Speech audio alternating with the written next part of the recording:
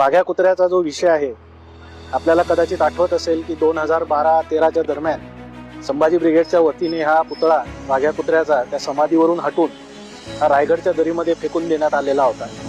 परंतु शासकीय यंत्रणेने दबावाने आणि पोलिसांचा वापर करून तो तिथं पुनर्स्थापित केला.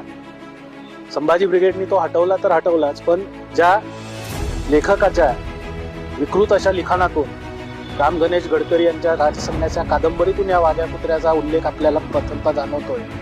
त्याचाही पुणे येथील जो संभाजी उद्यान आहे, त्या उद्यानात त्यांचा जो पुतळा होता तोही संभाजी ब्रिगेडने उखडून फेकून दिलेला होता.